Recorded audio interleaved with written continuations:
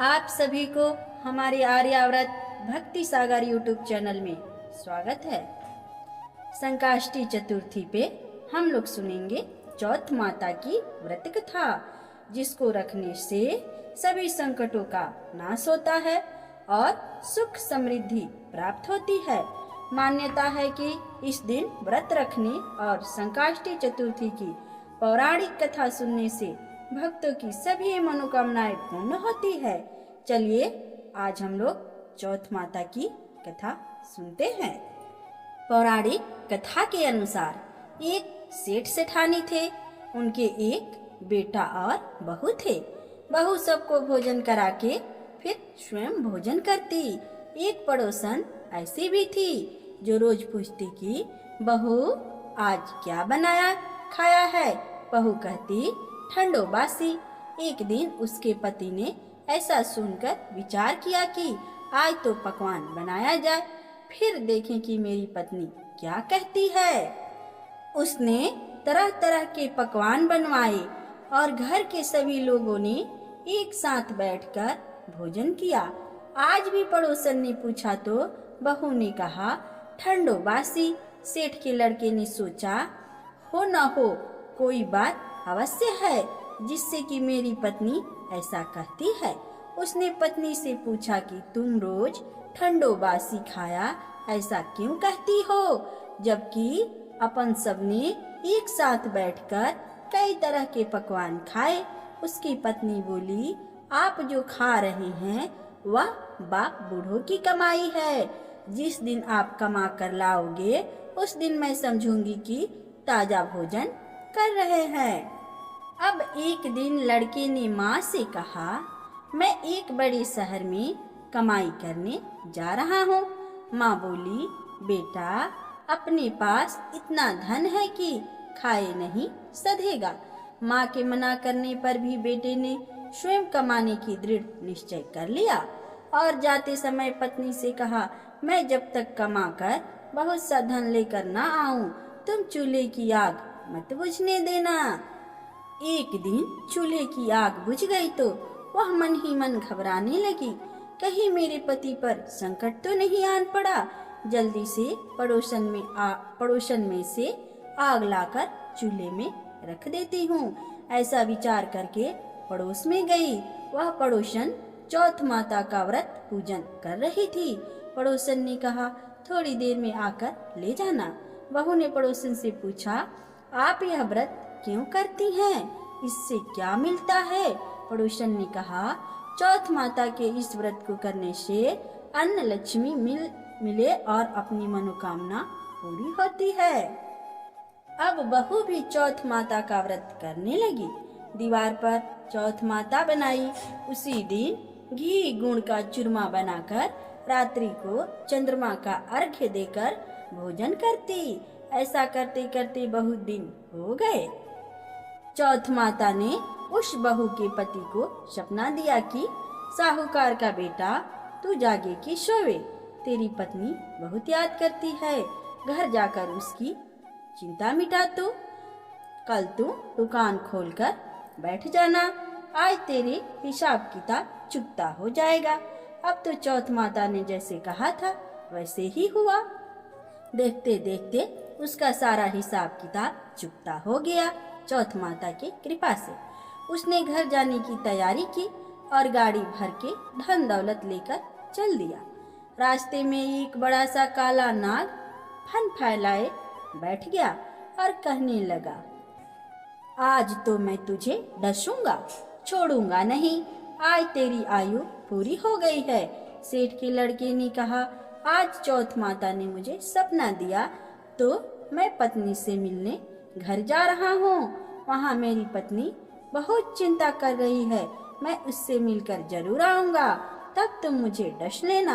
नाग ने कहा तुम शपथ पूर्वक कहकर जाओ तो मैं तुम्हें जाने दूंगा, परंतु लौट कर नहीं आए तो तुम्हारे घर आकर मैं तुम्हें डस लूंगा।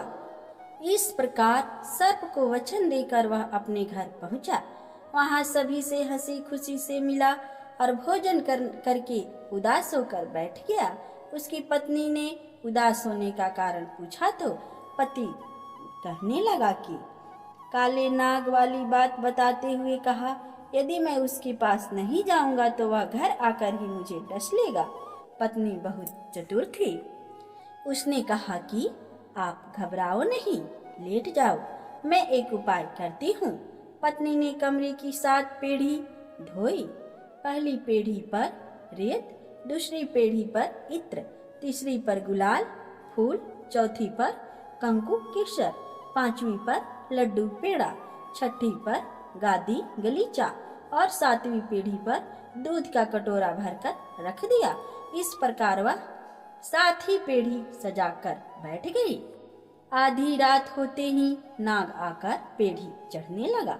पहली पीढ़ी पर रेत में लौट गया और कहने लगा कि सेठ की बहू ने आराम तो बहुत दिया, पर वचनों से बंध कर आया हूँ, सो डसूंगा अवश्य ही।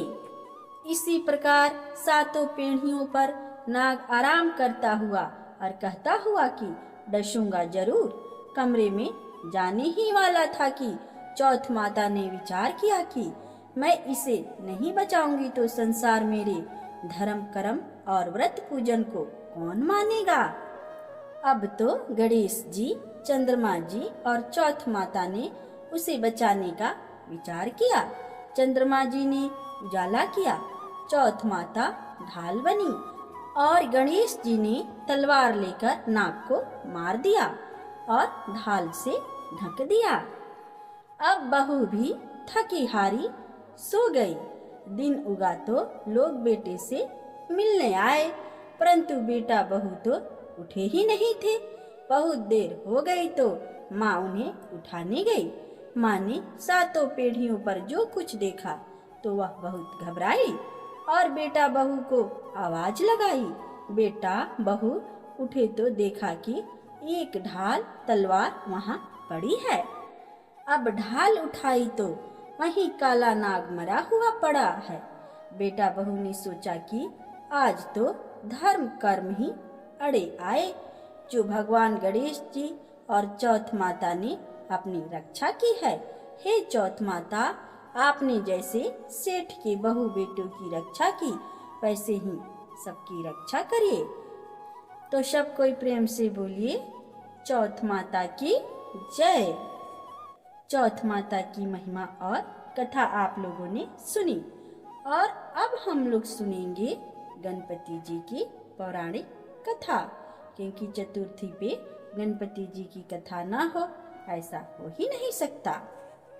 पौराणिक कथा के अनुसार विष्णु भगवान का विवाह लक्ष्मी जी के साथ होने वाला था।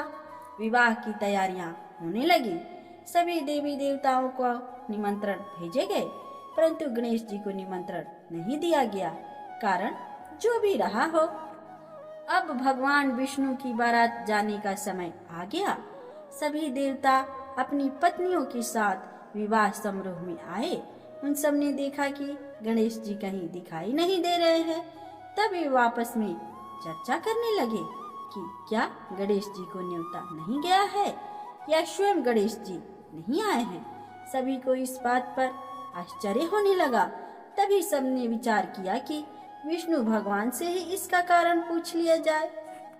विष्णु भगवान से पूछने पर उन्होंने कहा कि हमने गणेश जी के पिता भोलेनाथ महादेव को न्योता भेजा है। यदि गणेश जी अपने पिता के साथ आना चाहते हैं तो आ जाते, अलग से न्योता देने की कोई आवश्यकता ही नहीं थी।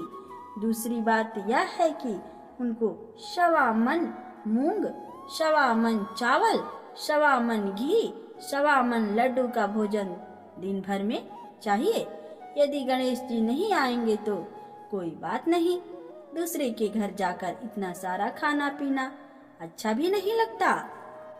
इतनी वार्ता कर ही रहे थे कि किसी ने एक सुझाव दिया, यदि गणेश जी आ भी जाए तो उनको द्वारपाल बनाकर बैठा देंगे कि आप घर की देखभाल करिए।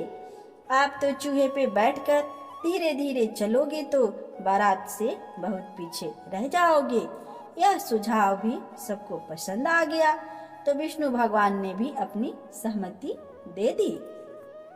होना क्या था कि इतने में गणेश जी वहां आ पहुंचे। उन्हें समझा बुझाकर घर की रखवाली करने बैठा दिया। बारात चल दी। तब नारद जी ने देखा कि गणेश जी तो दरवाजे पर ही बैठे हुए हैं। तो वह गणेश जी के पास आ गए और रुककर कारण पूछा।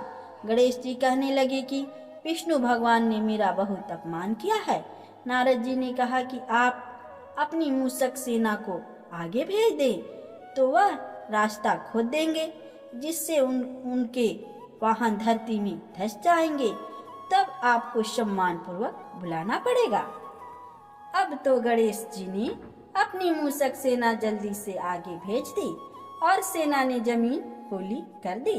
जब बारात वहां से निकली तो रथों के पहिए धरती में धंस गए। लाख कोशिश करे परंतु पहिए नहीं निकले। सभी ने अपने अपने उपाय किए परंतु पहिए तो नहीं निकले, बल्कि जगह जगह से टूट गए। किसी की समझ में नहीं आ रहा था कि अब क्या किया जाए। तब नारद जी ने कहा, आप लोगों ने गणेश जी का अपमान करके अच्छा नहीं किया है। यदि उन्हें मना कर लाया जाए तो आपका कार्य सिद्ध हो सकता है और यह संकट टल सकता है। शंकर भगवान ने अपने दूत नंदी को भेजा और वे गणेश जी को लेकर आए। गणेश जी का आदर सम्मान के साथ पूजन किया। तब तक कहीं रथ के पहिए निकले। अब रथ के पहिए निकल को गए परंतु वे टूट फूट गए थे तो उन्हें सुधारे कौन। पास के खेत में खाती का काम कर रहा था तो उसे बुलाया गया। खाती अपना कार्य करने के पहले श्री गणेशाय नमः कहकर गणेश जी की वंदना मन ही मन करने लगा। देखते ही देखते खाती ने सभी पहियों को ठीक कर दिया। वह खाती कहने लगा कि हे देवताओं, आपने सर्वप्रथम गणेश जी को नहीं मनाया होगा और ना ही उनकी पूजन की होगी, इसीलिए तो आपके साथ यह संकट आया है। हम तो मूर्ख अज्ञानी हैं, फिर भी पहले गणेश जी को पूजते हैं, उनका ध्यान करते हैं। आप लोग तो देवता गण है, फिर भी आप गणेश जी को कैसे भूल गए। आप लोग भगवान श्री गणेश जी की जय बोलकर जाए तो आपके सब काम बन जाएंगे और कोई संकट भी नहीं आएगा। ऐसा कहते हुए बारात वहां से चल दी और विष्णु भगवान का लक्ष्मी जी के साथ विवाह संपन्न करके सभी सकुशल लौट आए। हे गणेश जी महाराज, आपने विष्णु को जैसो कारज सारियो, ऐसे कारज सबको सिद्ध करो। बोलो गजानन भगवान की जय।